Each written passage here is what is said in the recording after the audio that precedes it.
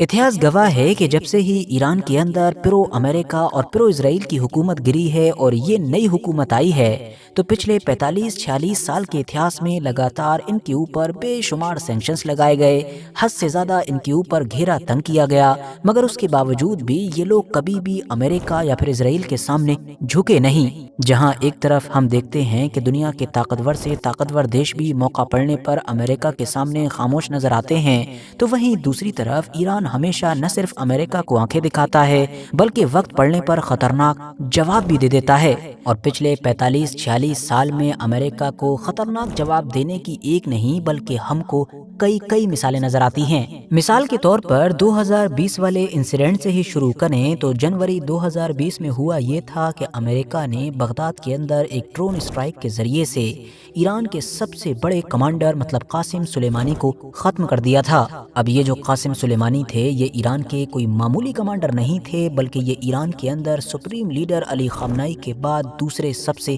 طاقتور انسان تھے۔ ان کو علی خامنائی کا سب سے قریبی اور سب سے بھروسے مند سمجھا جاتا تھا۔ بہت سارے لوگ تو ان کو بزرگ ہو چکے علی خامنائی کا سکسیسر مطلب کہ جانشین بھی سمجھا کرتے تھے۔ اور تو اور ایران سے باہر مڈل ایسٹ کی جو پوری راجنیتی ہے اس میں ایران کی طرف سے قاسم سلیمانی کو ہی سب سے اہم پلیئر سمجھا جاتا تھا۔ مطلب یہ جتنا پراکسی نیٹ ورک ہے یا اس کے ادھر ادھر سے کنیکشن، اس کا ادھر سے سپورٹ تو ادھر سے دشمنی، یہ ساری ہی چیزیں قاسم سلیمانی کے دوارا تیار کی گئی تھیں۔ قاسم سلیمانی کی اس اہمیت کا اندازہ وہ تصویریں بھی بتا رہی تھیں کہ جو ان کی موت کے بعد ایران کے شہروں سے آ رہی تھیں۔ ساری کی ساری سڑکیں ان لوگوں سے بھری پڑی تھیں کہ جو ان کی موت کا ماتم منا رہے تھے۔ لوگوں کو لگ رہا تھا کہ بھلے ہی ایران کے سب سے اہم انسان کی موت ہوئی ہو لیکن مارنے والا تو امریکہ ہی تھا، تو اسی لیے ایران زیادہ سے زیادہ چیخے گا، چلائے گا اور اس کے بعد خاموش بیٹھ جائے گا۔ شروعات میں ایسا لگنے بھی لگا تھا کیونکہ ایران کی طرف سے دھمکی دی گئی تھی کہ انہوں نے ہمارے سپہ سالار کو مارا ہے تو ان کو قیمت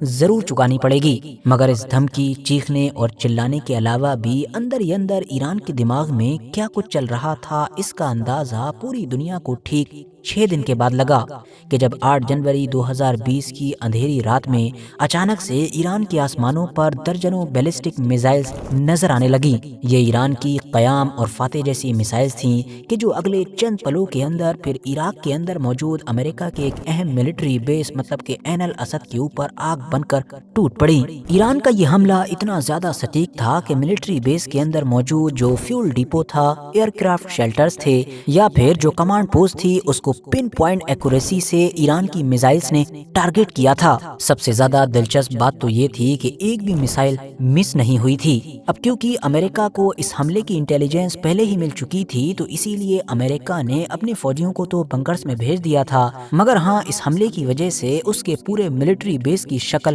ضرور بدل گئی تھی۔ رنویز ہوں، ہینگرز ہوں، بیرکس ہوں، ساری کی ساری چیزیں ان میزائلز کی وجہ سے مٹی میں مل گئی تھیں۔ اب پہلی بات تو یہ کہ ایران کے اس حملے کی سمبولک ویلیو بہت زیادہ تھی کیونکہ پہلی بار دنیا دیکھ رہی تھی کہ مڈل ایسٹ کا ایک دیش سپر پاور امریکہ کے سامنے نہ صرف کھڑا ہو گیا ہے بلکہ اس نے کھلے عام اس کے اوپر اٹیک بھی کر دیا ہے۔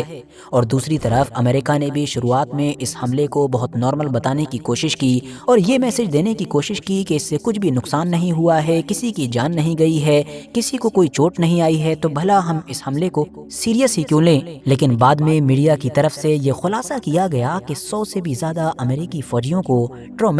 برین انجریز ہوئی ہیں۔ ان فوجیوں کا نروس سسٹم پوری طریقے سے ہل گیا تھا، ان میں سے بہتوں کی آنکھوں کے سامنے اندھیرا چھا گیا تھا تو بہت سے موقع پر بے ہوش ہو گئے تھے۔ امریکی پریزیڈنٹ ڈونلڈ ٹرمپ کی طرف سے بھلے ہی لگاتار میڈیا کے سامنے ایران کے اس حملے کو بہت معمولی اور چھوٹا دکھانے کی کوشش کی جا رہی تھی، مگر بعد میں جیسے ہی سیٹلائٹ امیجز یا پھر خود امریکی فوجیوں کی طرف سے جیسے تیسے بنائی گئیں جو ویڈیوز تھیں وہ باہر آنا شروع ہوئیں تو انہوں نے پورے امریکہ کو ہلا کر رکھ دیا، کیونکہ یہ ساری چیزیں تو کچھ اور ہی حال بیان کر رہی تھیں۔ ایران نے صرف حملہ ہی نہیں کیا تھا بلکہ بعد میں دھمکی بھی دی تھی کہ یہ صرف ایک وارننگ ہے، اگر اور بھی آگے بڑھے تو اس سے بھی بڑا حملہ کیا جائے گا۔ ساتھ ہی ایران نے یہ بھی کہا تھا کہ اگر ہم چاہتے تو ڈائریکٹ فوجیوں کے جو بیرکس تھے اس کو ٹارگٹ کرتے، مگر ہمارا مقصد کسی کی جان لینا نہیں بلکہ صرف اور صرف احساس دلانا تھا۔ سب سے زیادہ حیران کر دینے والی بات تو یہ تھی کہ ایران کے ان تمام حملوں اور ان تمام دھمکیوں کے باوجود بھی امریکہ امریکہ نے کوئی پلٹوار نہیں کیا بلکہ وہ لگاتار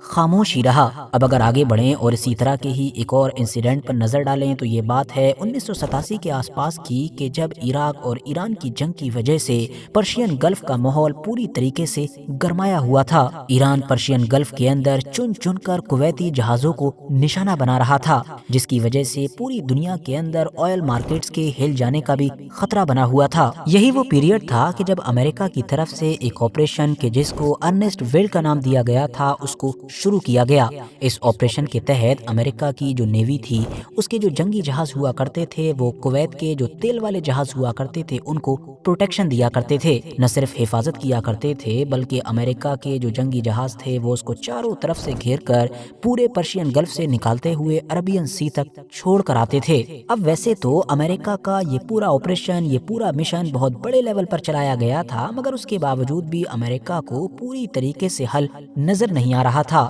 اسی لیے اب اس نے ایک اور منصوبہ بنایا، اور وہ منصوبہ یہ تھا کہ اب امریکہ نے کویت کے یہ جو تیل والے جہاز تھے ان کے اوپر جھنڈا بدلنے کا ہی فیصلہ کر لیا۔ مطلب کویت کے جھنڈے کو اتارا گیا اور اس کے اوپر امریکن جھنڈے لگا دیے گئے۔ ایسا اس لیے کیا گیا تھا تاکہ جو بھی دیکھے تو اس کو لگے کہ یہ کویت نہیں بلکہ امریکہ کا ہی جہاز ہے، اور ساتھ ہی امریکہ کی طرف سے یہ اعلان بھی کر دیا گیا تھا کہ اگر ایران نے کسی بھی ایسے جہاز کے اوپر حملہ کیا کہ جس پر امریکہ کا جھنڈا لگا ہوا ہوگا تو اس کو امریکہ کے اوپر ہی حملہ سمجھا جائے گا۔ منصوبہ تو بڑا زبردست تھا اور اس منصوبے نے کچھ وقت کے لیے کام بھی کیا، مطلب جھنڈے بدل جانے کی وجہ سے اب ایران نے ان جہازوں کے اوپر حملے کرنے بند کر دیے تھے، مگر ایران کو بھی پتا تھا کہ یہ امریکہ کے جہاز تو ہے نہیں بلکہ اس کو ڈرانے کے لیے کیا جا رہا ہے، تو ایران بھی بھلا کب تک خاموش رہتا۔ اسی لیے 16 اکتوبر 1987 کو آخرکار اس نے حملہ کر ہی دیا۔ کویت کا ایک ایسا ہی جہاز کہ جس کو روٹین کے مطابق امریکہ کا جھنڈا لگا کر لے جایا جا رہا تھا، اس کو ایران کی طرف سے ایک چائنیز میڈ میزائل کے ذریعے سے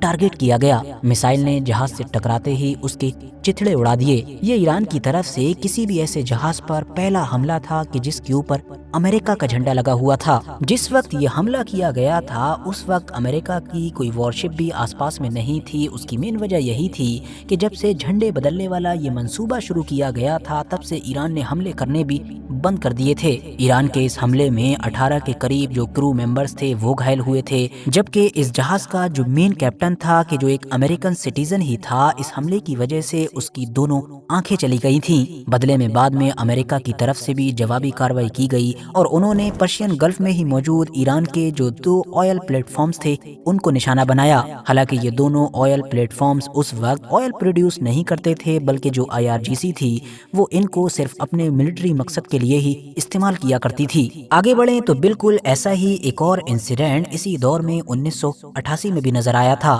کہ جب ایران کی نیوی نے صرف $1500 کا استعمال کر کے امریکہ کے لگ بھگ $190 ملین کے ایک بہت بڑے اور طاقتور جنگی جہاز کو ختم کر دیا تھا۔ ہوا یہ تھا کہ اس دور میں جب امریکہ کے جنگی جہازوں کے ذریعے سے وہ آپریشن انجام دیا جا رہا تھا کہ جس کے بارے میں ہم نے آپ کو پہلے ہی بتایا، مطلب کہ ارنسٹ ویل، تو ایران کی نیوی نے ایک پلان بنایا تھا اور پلان کے تحت اب انہوں نے سمندر میں مائن بچھانی شروع کر دی تھی۔ اور حیرانی کی بات یہ تھی کہ خطرناک پھٹنے والی اس مائن کو ایرانین نیوی کی طرف سے پانی کے اوپر نہیں بلکہ پانی کے اندر لگایا جاتا تھا، کیونکہ اگر یہ پانی کے اوپر بچھی ہوئی ہوتی تو اس کو آسانی سے دیکھ لیا جاتا اور دیکھ کر اس کو بائی پاس کر کے نکل بھی لیا جاتا۔ تو اسی لیے ایرانین نیوی نے نہ صرف اس کو پانی کے اندر لگایا تھا بلکہ اس طرح سے لگایا گیا تھا کہ یہ اس وقت ہی پھٹے کہ جب اس کے اوپر سے کوئی بہت بڑا اور بھاری جہاز گزرے، نہ کہ کوئی بھی چھوٹا موٹا جہاز۔ ہوا بھی بالکل ویسا ہی کہ جیسا ایرانین نیوی کا منصوبہ تھا۔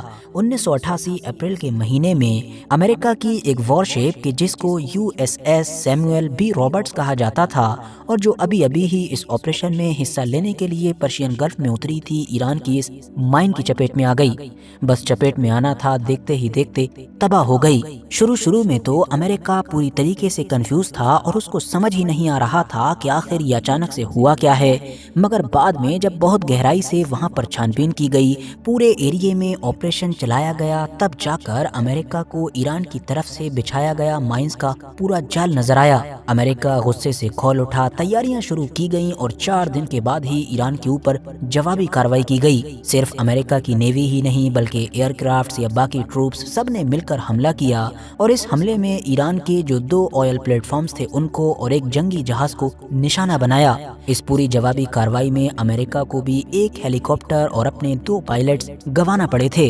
अमेरिका और ईरान के टकराव पर बात की जाए और 2019 के इस इंसिडेंट को याद ना किया जाए, ये भला कैसे हो सकता है। जून 2019 की बात है कि जब एक अंधेरी रात में अचानक से ईरान के एयर स्पेस के अंदर अमेरिका का हजारों करोड़ का एक ड्रोन एंटर करता है। ये अमेरिका का वो एडवांस ड्रोन था कि जिसको RQ-4 ग्लोबल हॉक कहा जाता है और जिसको अमेरिका का घमंड भी समझा जाता है। लेकिन जैसे ही ये ईरान के एयर स्पेस में एंटर हुआ था, अगले 20 सेकंड्स के अंदर ही एक आग के गोले में बदल गया था। दरअसल बात ये थी कि अगर आपको याद हो तो 2019 में भी अमेरिका और ईरान के बीच पॉलिटिकली मामलात काफी गर्म हो गए थे। अमेरिकी राष्ट्रपति डोनाल्ड ट्रंप ने न्यूक्लियर डील से निकलने के बाद ईरान के ऊपर एक के बाद एक बड़े बड़े सैंक्शंस लगाने शुरू कर दिए थे। और अब जब ईरान और अमेरिका के बीच माहौल गर्म से गर्म होता जा रहा था तो अमेरिका ने ईरान की आर्मी की एक्टिविटीज पर नजर रखने के लिए, उनके मूवमेंट्स को देखने के लिए अपना ये खतरनाक और मशहूर जासूसी वाला ड्रोन